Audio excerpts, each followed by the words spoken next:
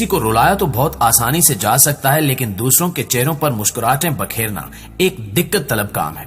मगर हम दुनिया के चंद अव्वल दर्जे के मज़ाहिया फनकारों की बात करें तो इस फहरिस्त में चार्ली चैपलिन का नाम हमें सबसे पहले मिलता है, क्योंकि ये फिल्म इंडस्ट्री का एक ऐसा शाहकार था जिसने बगैर बोले ऐसी फनकारी कर दिखाई जिसकी कोई मिसाल नहीं मिलती।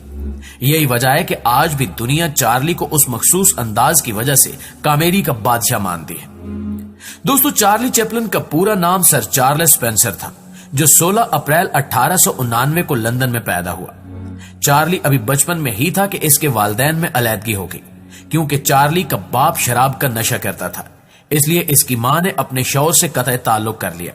इसलिए चार्ली की यादाश्त में इसके बाप के हवाले से कोई याद नहीं थी। इसकी मां थिएटर की मकबूल अदाकारा थी और वो अपने काम का अच्छा मुआवजा लिया करती थी।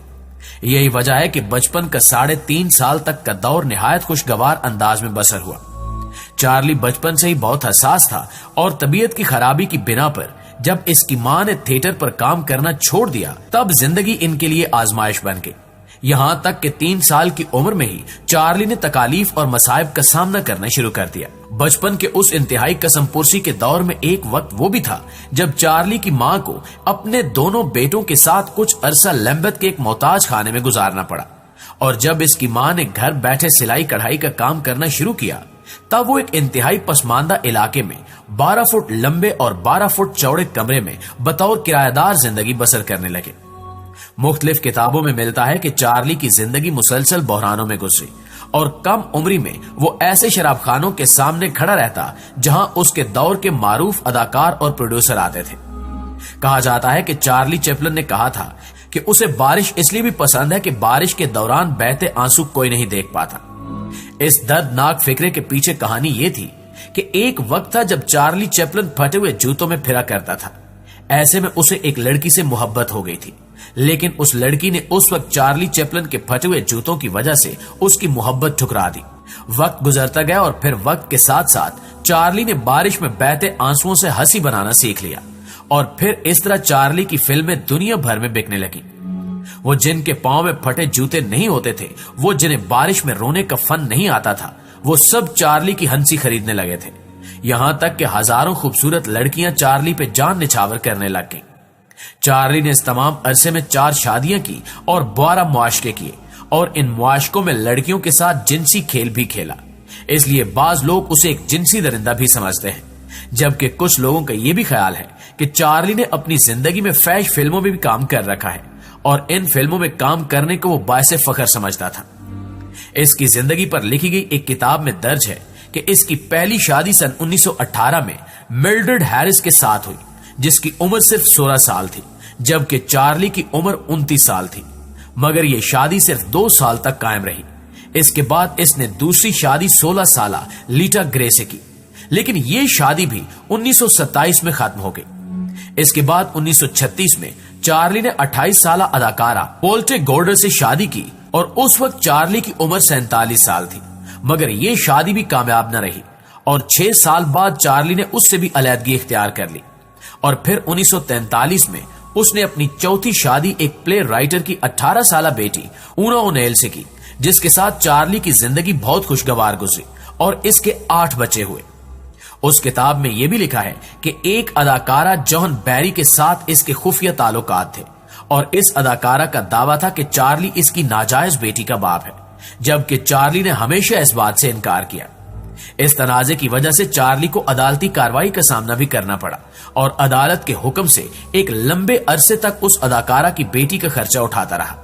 नाज़रीन गिरामी, चार्ली ने अपनी जिंदगी का सबसे पहला शो उस वक्त किया जब उसकी मां आखिरी बार थिएटर पर परफॉर्म कर रही थी, लेकिन परफॉर्मेंस के दौरान ही उसकी तबीयत खराब होना शुरू हो गई। तब चार्ली अपनी मां के साथ था और स्टेज की बैक साइड पर मौजूद था। उस वक्त स्टेज मैनेजर ने चार्ली से उसकी मां की जगह परफॉर्म करने को कहा। उस वक्त चार्ली ने ऑर्केस्ट्रा की धुन पर एक मशहूर नगमा जैक जोन्स गाना शुरू किया तो लोगों ने इसकी हौसला अफजाई की, और यहां से इसके फनी दौर का आगाज हुआ। मां की वफात चार्ली की जिंदगी का सबसे बड़ा सदमा था, और पूरी जिंदगी इसे अफसोस रहा कि कामयाबी और अरूज के दौर में उसकी मां उसके साथ नहीं थी। 1908 में 19 साल की उम्र में इसने Fred Karno pantomime troupe company join की, जो उसे अमेरिका ले गई, जहां उसे फिल्म प्रोड्यूसर मैक सैनेट ने एक मुआहदे के तहत साइन कर लिया। इस मुआहदे की रूह से चार्ली को हर हफ्ते $150 मिलने लगे। इसके बाद 1914 में चार्ली ने एक और कंपनी ज्वाइन की जो इसे हर हफ्ते $250 अदा करती थी। चार्ली की पहली फिल्म मैक ऑलियन थी, जिसने इसके लिए कामयाबी के दरवाजे खोल दिए और इसके मदाहों की तादाद दिन ब दिन बढ़ती चली गई। 3 साल के बाद चार्ली ने उस कंपनी को खैरबाद कह दिया और म्यूचुअल कंपनी से वाबस्ता हो गया, जो उसे 1 साल के $6,70,000 अदा करती थी। मुख्तसर ये कि 1918 तक वो दुनिया की जानी मानी शख्सियत बन चुका था और इसे फिल्म में कास्ट करने के लिए लोग अपनी जमा पूंजी खर्च करने को तैयार थे। प्यारे दोस्तों, याद रहे कि चार्ली एक सेहतमंद और ज़हीन शख्स था, लेकिन चार्ली चैपलिन की शानदार सेहत इसकी आखिरी film A counties from Hong Kong की तकमील के बाद 1960 की दहाई के आखिर में गिरने लगी और 1972 में इसे एकेडमी अवार्ड मिलने के बाद इसमें तेजी आ गई। 1977 तक इसे बोलने और चलने फिरने में मुश्किल होने लगी, यहां तक कि इसने व्हील चेयर का इस्तेमाल शुरू कर दिया। अपनी उम्र के आखिरी अयाम इसने स्विट्जरलैंड में जनीवा लेक के किनारे गुजारे और फिर 25 दिसंबर को पूरी दुनिया में मौजूद मसीही बिरादरी जब क्रिसमस की खुशियां मना रही थी, तब बदकिस्मती से उसी दिन इस अजीम फनकार का बुलावा आ गया। क्रिसमस के मौके पर जब चार्ली चैपलिन के बिस्तरे मर्ग के करीब बैठे पादरी ने उसे हौसला दिया और कहा कि खुदावन आपकी रूह पर रहम फरमाए, तो इस पर चैपलिन ने जवाब दिया जो उसके आखिरी अल्फाज भी थे, क्यों नहीं, ये रूह उसी की तो है। 1977 में क्रिसमस के मौके पर चार्ली के इंतकाल की खबर ने दुनिया को हिलाकर रख दिया और दुनिया भर में क्रिसमस की खुशी गम में तब्दील हो गई। चार्ली चैपलिन को क्रोसियर सर्वेवी नामी कब्रिस्तान में दफन किया गया। अभी चार्ली चैपलिन को गुजरे 3 महीने ही गुजरे थे और चार्ली चैपलिन के जाने का गम उसके मदाहों के लिए अभी ताजा ही था कि इन्हें एक और नाकाबिले बर्दाश्त खबर का सामना करना पड़ा। और वो खबर ये थी कि 1 मार्च 1978 को स्विट्जरलैंड में जनीवा लेक के मकाम पर अगवा की एक वारदात अमल में आई। स्विस कारीगरों के एक ग्रोह से ताल्लुक रखने वाले 2 अगवाकारों ने, जो कि उन दिनों बेरोजगार थे, उन्होंने एक मंसूबे के तहत दुनिया की मशहूर तरीन लाश चुरा ली और वो लाश चार्ली चैपलिन की थी। अगवाकारों ने चार्ली के खानदान से नाजायज तौर पर रकम हथियाने के लिए लाश चुराई थी, जो कि वापस करने के बदले में उन्होंने 6 लाख स्विस फ्रैंक तलब किए थे।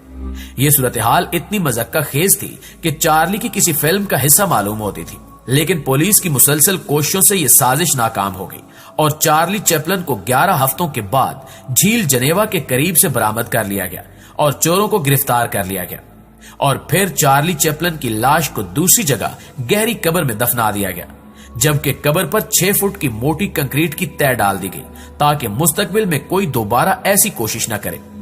यह भी कहा जाता है कि चार्ली की लाश चुराने वाले कोई और नहीं थे, बल्कि उसके अपने करीबी रिश्तेदार थे, जो हमेशा उसे गुर्बत के आलम में देखना चाहते थे। लेकिन जब वो एक नामवर फनकार बन गया तो ये बात उनसे हजम न हुई और नौबत लाश चुराने तक आ गई। जी तो मुआजिज दोस्तों, ये थी हमारी आज की वीडियो कैसी लगी कमेंट करके हमें जरूर बताइएगा। इंशाल्लाह आपसे मुलाकात होती है अगली वीडियो में। तब तक अपना और अपने प्यारों का ढेर सारा ख्याल रखिए।